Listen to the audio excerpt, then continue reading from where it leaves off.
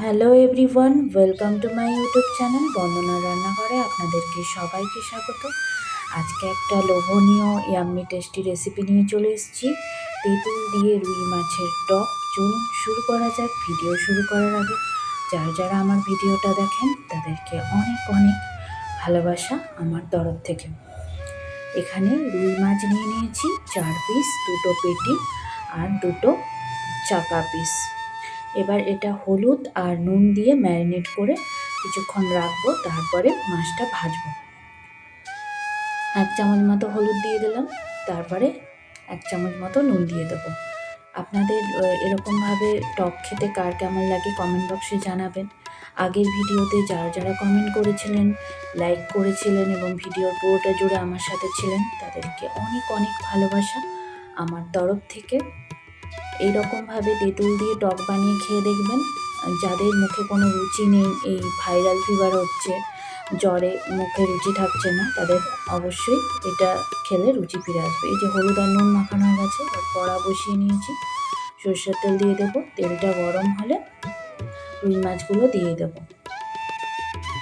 আপনারা বাড়িতে অবশ্যই এরকমভাবে টক বানিয়ে খেয়ে দেখবেন, আর নিজেদেরও ভালো লাগবে। কেউ এলেও করে দেবেন, তাদেরও ভালো লাগবে। মাছগুলো দিয়ে দিচ্ছি, তেল গরম হয়ে গেছে। এক পাশটা হয়ে গেলে উল্টে নেব। রেসিপিটাতে বা আমার কথার মধ্যে যদি কোনো ভুল ত্রুটি হয় আমাকে কমেন্ট বক্সে অবশ্যই জানাবেন, আমি সেটা শোধরানোর চেষ্টা করব। আর এই রেসিপিটা বাড়িতে অবশ্যই ট্রাই করবেন এবং কেমন লাগলো সেটাও জানাতে ভুলবেন না। এক পাশটা হয়ে গেছে, উল্টে নিচ্ছি।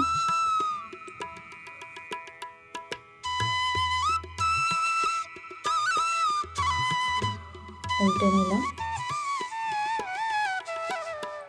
আরেক পাশটা হয়ে গেলেই মাছ ভাজাটা তৈরি হয়ে যাবে। মৌরলা মাছের তেঁতুল দিয়ে টক হয়, চুনো মাছেরও টক হয়, এরকম রুই মাছের পিস দিয়েও তেঁতুল দিয়ে টক বানিয়ে খেয়ে দেখবেন, ভালো লাগবে। আগেই বললাম, মুখে যাদের টেস্ট চলে গেছে, রুচি নেই, তারা এই টকটা বানিয়ে খেয়ে দেখবেন, দারুণ লাগবে।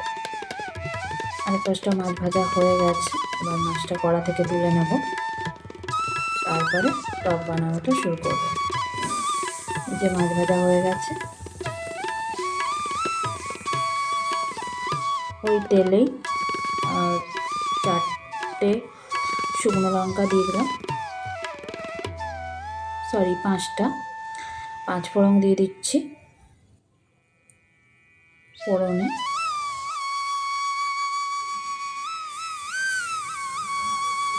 এরপরে তেঁতুলটা দিয়ে দেবো।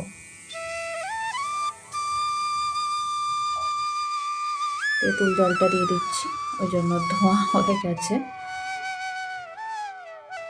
হাই ফ্লেমে ছিল। তেঁতুলটা জলে গুলে দিয়ে দিয়েছি। আপনারা যেরকম টক খান সেরকম তেঁতুল ইউজ করবেন। যদি কম টক খান তাহলে কম তেঁতুল ইউজ করবেন, আর যদি বেশি টক খান তাহলে বেশি তেঁতুল ইউজ করবেন। তবে টকটা বেশি থাকবে না, কারণ আমি গুড় ইউজ করব।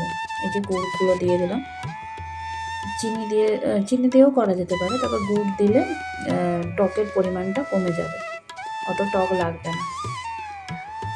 গুড়টা ভালো করে মিশিয়ে নিচ্ছি। রেসিপিটা দেখতে দেখতেই আপনাদের জিভে জল পড়বে, এত লোভনীয় এটা।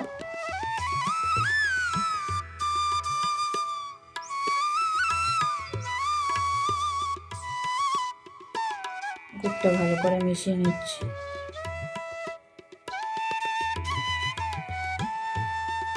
এবারে কটা মশলা অ্যাড করব।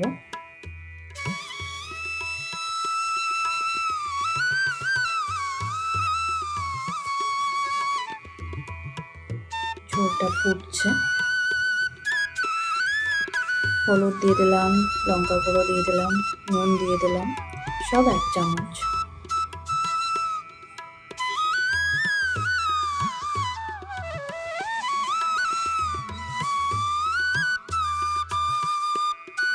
এবারে মাছটা দিয়ে দেবো।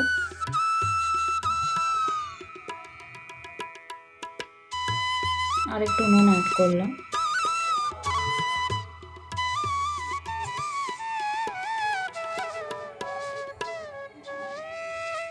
মশলাগুলোকে ভালো করে মিশিয়ে নিচ্ছি, নুনটাকেও মিশিয়ে নিচ্ছি।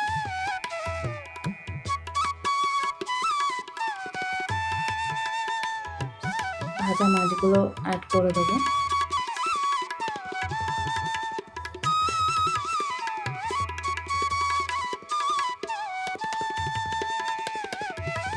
এই যে ভাজা মাছগুলো অ্যাড করে দিচ্ছি। তারপরে 3-4 মিনিট মতো ফুটিয়ে আমি এটা নামিয়ে নেব।